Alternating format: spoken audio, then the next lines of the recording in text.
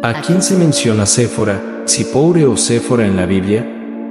Era una mujer madianita, una de las 7 hijas de Jethro, sacerdote de Madián. Este pueblo llevaba una vida nómada en el desierto de Arabia y era descendiente de Abraham.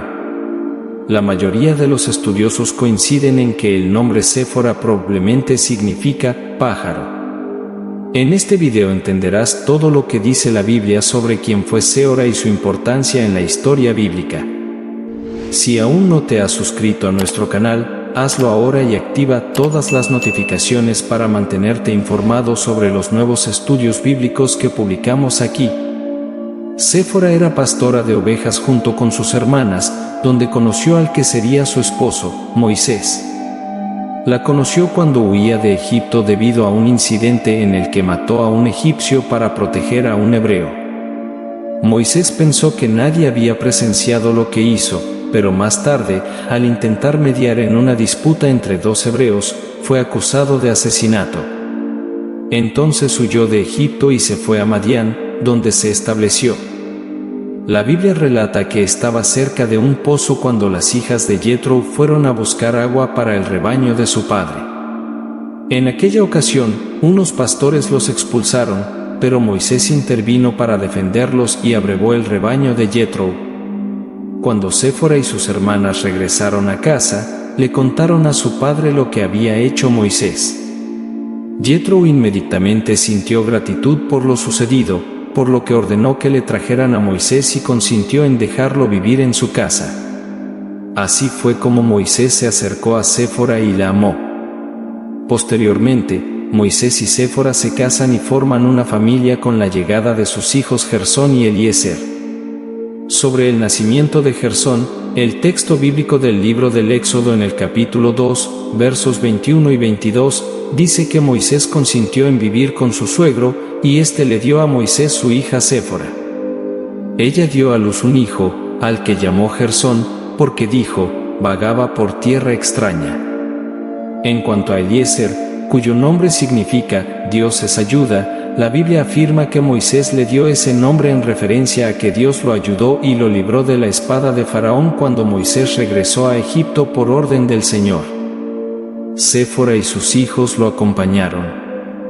En el resumen de los versículos del capítulo 4, 19 y 20, leemos que el Señor le dijo a Moisés, en medio de su regreso a Egipto, que todos los que buscaban su alma morirían. Entonces Moisés tomó a su esposa y a sus hijos, los montó en un asno y regresó a la tierra de Egipto. Moisés también llevaba la vara de Dios en su mano. Sin embargo, siguiendo el texto bíblico, encontramos una situación inesperada y curiosa entre los versículos 24 y 26, también del capítulo 4 del libro del Éxodo. La Biblia dice que cuando Moisés estaba en una posada durante su viaje de Madián a Egipto, el Señor lo encontró y quiso matarlo. Esto se debió a que aparentemente Séfora de alguna manera se opuso a la circuncisión del hijo de la pareja. Incluso en este punto, el texto hebreo es difícil de traducir, por lo que la frase también podría indicar que Dios no quería matar a Moisés, sino a su primogénito, Gersón. Nos limitaremos aquí a adoptar la interpretación más aceptada entre los eruditos bíblicos es que la ira de Dios se encendió contra Moisés debido a su responsabilidad en esa situación. La Biblia no explica qué sucedió realmente para que el hijo de Moisés aún no hubiera sido circuncidado. Es importante recordar que esta fue una ofensa muy grave, ya que en ese contexto la circuncisión era la señal de la alianza de Dios con Abraham y su descendencia escogida. En este sentido, la circuncisión funcionó como una marca distintiva que indicaba que alguien pertenecía a la familia del pacto y era parte del pueblo exclusivo de Dios. Por lo tanto, era inaceptable que el hombre elegido por Dios para liderar la liberación de su pueblo de Egipto no obedeciera este mandamiento respecto de su propio hijo. Sin embargo, el texto bíblico muestra que la propia Séfora resolvió el problema circuncidiendo a su hijo cuando se dio cuenta de que la ira del Señor se había encendido contra Moisés por esta omisión. Aún así, llamó a Moisés marido sanguinario debido a su circuncisión. Aunque el texto bíblico no explica lo que esto realmente significaba, algún tiempo después de este episodio, Moisés envió a su familia de regreso con su suegro en Madián. Esto pudo haber sido durante el periodo en que Dios envió las 10 plagas sobre Egipto. Si es así, quizás Moisés estaba tratando de proteger a Séfora y sus hijos. De todos modos, sabemos que cuando Israel salió de Egipto y se dirigió al desierto del Sinaí, Yetro llevó a Séfora y a sus hijos delante de Moisés.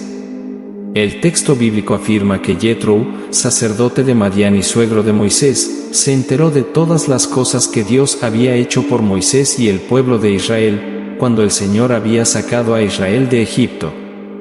El suegro de Moisés vino con sus hijos y sus esposas a encontrarse con Moisés en el desierto, en el monte de Dios, donde él había acampado. Él dijo a Moisés: yo, tu suegro, he venido a ti con tu esposa y tus 2 hijos que están con ella.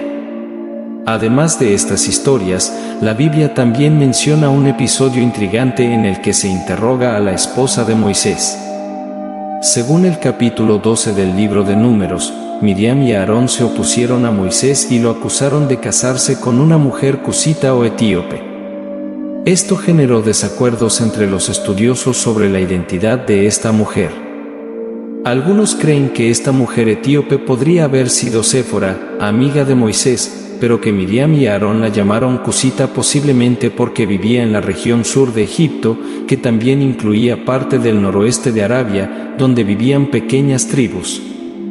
Otros sostienen que el texto sugiere que Séfora ya había muerto para entonces y que supuestamente Moisés se volvió a casar, esta vez con una mujer etíope. Esta es la información disponible sobre la identidad de Séfora en la Biblia. Si disfrutó este video, deje un comentario compartiéndolo si ya estaba familiarizado con la historia de la esposa de Moisés.